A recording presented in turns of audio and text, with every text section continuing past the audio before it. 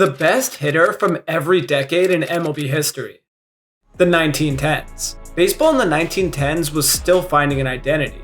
Fields were rough, pitchers logged crazy workloads, and hitters had to manufacture chaos just to get on base. Batters like Honus Wagner carved out doubles with surgical precision, while Tris Speaker dropped singles like a sniper. But one man in particular rose far above the rest. Ty Cobb wasn't just dominant, he was destabilizing. His .368 average for the decade included 7 batting titles, over 700 stolen bases, and a .420 campaign in 1911. But the numbers weren't the threat, it was the tension. Fielders played Cobb on edge, pitchers rushed deliveries, and catchers braced for violence, because that was quite literally what might happen to them if they didn't give in to Cobb's baseball resolve. He once slid into a base so violently, it dislodged the fielder's kneecap. Teams game planned entire weekends around simply keeping him off first. But once he was there, every pitch turned into a trap. He wasn't playing baseball. He was setting fires in a league built on routine and then sprinting through the smoke. The 1920s. The 1920s didn't evolve baseball so much as they detonated it. The dead ball era died fast, and in its place rose the long ball religion. Bats got heavier, stadiums grew louder, pitchers went from commanders to survivors, and at the center of it all stood a man with a swing that broke records and brains, Babe Ruth. He hit 467 home runs in the decade, more than 10 teams did collectively, all while also leading the league in walks and drinking beer each night with a cigar in his mouth. In 1927, he smashed 60 homers while posting a .486 on base percentage, forcing pitchers to choose between surrender and spectacle. Ruth wasn't just changing strategy, he was shifting the game's physics. In the span of a few seasons, bunts turned to bombs, and the entire league recalibrated its identity around him. Outfield stretched deeper, batting orders thickened, and attendance exploded seeing its first superstar. Baseball wasn't a chess match anymore. It was a fireworks show starring a man whose swing could redraw scoreboards. Ruth didn't follow history, he created it, and is the clear winner of the 1920s best hitter. The 1930s. The 1930s were a numbers blur. League-wide offense ballooned, but so did inflation. Gaudy stats lost meaning fast unless backed by weight. Enter Lou Gehrig, who didn't just rake, he repeated. In an era of flash peaks and short-lived firestorms, Gehrig was pressure-proof. He hit .341 for the decade, drove in over 1,400 runs, and posted 8 seasons with more than 150 RBIs. He wasn't swinging for headlines though. He was compiling an iron resume one hit at a time. While Jimmy Fox and Hank Greenberg flared hot with jaw-dropping slugs, Gehrig destroyed quietly. His consecutive game streak wasn't about trivia. It symbolized unstoppable presence. Managers didn't fear his peaks. They feared that his worst week might still beat you. And pitchers, while they studied tape, changed arm slops, and even altered pitch sequences, always lost. Even as the league saw offense spike to historic levels, Gehrig made sure none of it felt quite as inevitable as the man calmly jogging to first 150 times a year. The 1940s. The 1940s totally changed baseball's rhythm. World War II stole seasons from stars, shuffled rosters like a poker deck, and forced teams into constant adaptation. Consistency became fantasy, except for one hitter who never blinked. Ted Williams didn't just beat pitchers, he studied them like prey. In 1941, he hit .406, then missed 3 full seasons for military service, and somehow returned better. He led the league in on-base percentage every year he played during the decade, topping out with a .553 mark in 1941 and a .499 career average for the 40s. He walked more than he struck out every year, and treated each at-bat like a chess problem with only one right answer. Pitchers tried avoidance, but he responded by making walks lethal. Even with lost years, Williams posted a 1.116 OPS for the decade. His swing was mathematical, his presence haunting, and when everyone else was adjusting to absence and uncertainty, Williams was the constant reminder that one disciplined swing could still redefine the decade, regardless of war or chaos. The 1950s. The 1950s turned baseball into a living room spectacle. Television broadcast every strikeout, every slump, every swing. and no swing crashed through screens quite like Mickey Mantle's. While Willie Mays stunned defensively and Hank Aaron quietly built his resume, Mantle was kinetic violence. Power and speed in equal parts, coiled into a switch-hitting tornado. He won 3 MVPs, took home the Triple Crown in 1956 with 52 home runs, and posted a decade OPS of 977. But it wasn't just numbers. Mantle was a cultural force, an icon, somebody that people wanted to be. He was the kid from Oklahoma with tape-wrapped knees and impossible torque, who made every at-bat feel like the stadium might collapse. He blasted baseballs 500 feet, and was even rumored to hit the facade at Yankee Stadium. While injuries stalked him, when healthy, Mantle redefined offensive ceilings. His legend didn't wait for history. It aired live in living rooms for all to see. The 1960s. The 1960s belonged to the pitchers. Mounds were taller, strike zones got wider, and offense strangled under the weight of elite arms for the first time in a while. Batting averages cratered, power dipped, and even legends looked human. But Willie Mays refused to give in.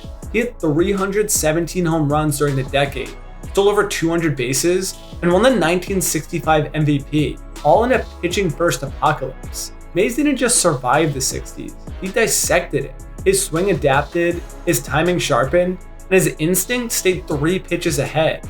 Pitchers threw harder and smarter, but he adjusted faster. In a league starving for runs, Mays was an oasis. He led the league in home runs 4 times, OPS twice, and remained a defensive anchor in center field well past his prime. While others wilted in the cold math of low ERAs, Mays turned suppression into separation. He didn't need favorable conditions. He needed one mistake, 1 inch. And in baseball's darkest offensive decade, he didn't just shine. He proved that generational brilliance has no era, only outcomes. The 1970s. The 1970s were a decade in flux. Stadiums varied wildly, pitching staffs deepened, and offensive identity blurred between eras. Power surged, but only in waves. Consistency became the gold standard, and Hank Aaron redefined it. He wasn't chasing trends, he was chasing Ruth. Aaron hit over 300 home runs in the 70s, passed Babe Ruth with number 715 in 1974, and posted a 372 on-base percentage into his 40s. Even as age climbed, pitchers still found no comfort. He wasn't loud, he was lethal. No gimmicks, no drama, just a nightly professional dismantling of baseball's most sacred record. While Reggie Jackson grabbed headlines and Johnny Bench remixed Catcher Expectations, Aaron kept quietly posting 30 homer seasons like clockwork.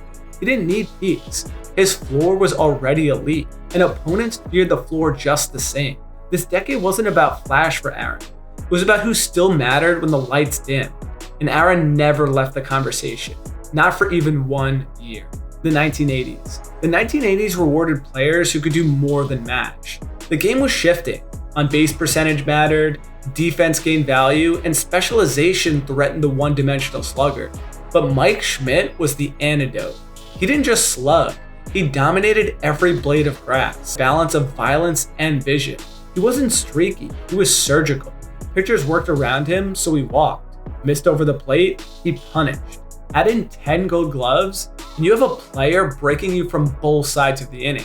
While Rickey Henderson turned leadoffs into chaos and Wade Boggs painted the left field line, Schmidt made every swing feel definitive.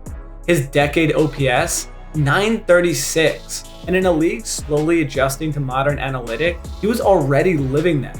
Complete player, complete terror. The 80s had plenty of excitement, but Schmidt brought finality. His presence ended rallies before they even started, and his defense denied hope before it arrived, making him the clear choice for the decades. The 1990s. The 1990s were loud. Stadiums shrank, offenses ballooned, and the power surge turned scoreboards into slot machines. But in the middle of the mayhem, Barry Bonds didn't just rise, he separated from the pack. Bonds hit 361 home runs in the decade, posted a 438 on base percentage, won 3 MVPs, and walked over 1,200 times. He didn't just chase history, he erased all alternatives to somebody better than him. Pitchers game planned around him entirely. Walk him, pitch backwards, avoid eye contact, but there was still nothing they could do. Always they lost. Even before his post-2000 steroid era controversy, Bonds was a mathematical outlier. He averaged over 33 home runs a year before becoming the sport's most polarizing figure. Defense too, he won 5 Gold Gloves. Base running, he swiped over 300 bags during the decade. While Griffey Jr. brought the smile and Thomas brought the consistency, Bonds brought inevitability. He was a problem with no answer key. The 90s were built on offensive chaos, but Bonds didn't blend in. He controlled the weather. Before he became myth, he was already a nightmare, and the numbers never needed an asterisk to be historic. The 2000s. The 2000s cranked the volume even higher. Velocity climbed, scouting got surgical, and offensive explosions had to survive deeper bullpens and sharper data. Most hitters flickered in and out of relevance, but Albert Pujols refused the cycle. From 2001 to 2010, he hit .331, launched 408 home runs, and posted a 1,037 OPS. He didn't have off years. He didn't have slumps. He just showed up and ruined your pitching staff like a machine. 8 of his first 10 seasons finished with an OPS over 1,000. He averaged 40 homers and 123 RBIs per season, while walking more than he struck out every single year until 2009. Pitchers tried everything, breaking balls in, fastballs away, or pitch walks. He adjusted instantly, and when the Cardinals needed him most in October, he was a wrecking ball, hitting balls over the fence with no problems. His peak wasn't a stretch, it was a residence. And while others chased moments, he manufactured a legacy, the 2010s. Baseball in the 2010s became a chess match. Pitchers threw harder, spin rates soared, and front offices started building lineups like algorithms. But through all the data and dominance, one player rose above the metrics, because he was the metric. Mike Trout didn't just thrive, he owned value itself. He posted a .419 on base percentage across the decade, averaged over 8 WAR per season, and finished top 2 in MVP voting 7 times. That wasn't just dominance, it was distortion. I mean, the guy almost won MVP his rookie year against a Triple Crown winner. That's something. He combined 285 home runs, 200 steals, elite center field defense, and a baseball IQ that made mistakes impossible. Even when the Angels failed to contend year after year, Trout still stayed untouchable. Pitchers tried zones, strategies, and sequencing, but he punished everything, leaving it all over the fence. And he did it all with no scandals, no controversies. Just the most complete player of his generation, refining excellence day after day. The 2020s. The 2020s have been a blitz of extremes. Velocity off the charts, ton of Tommy John, data-drenched defenses, and power prioritized over contact. But amidst the chaos, Aaron Judge didn't just rise, he reset the scale. In 2022, he crushed 62 home runs, setting the American League record while posting a league-warping 1,111 OPS. But it wasn't mindless slugging. Judge also walked 111 times, forcing pitchers into lose-lose scenarios. Standing 6'7" with a strike zone built like a doorway, you'd think that he'd be easy to strike out, but he's not. He hit 400 deep into April this most recent season, and that's not the only way that he helps the team. Even without a swing, he changes the game. Since 2020, his OPS plus is 176, placing him in a tier that only historical outliers occupy. Yes, October hasn't been kind to him, but that doesn't change the fact that he is essentially taking laps around all other hitters than Ohtani.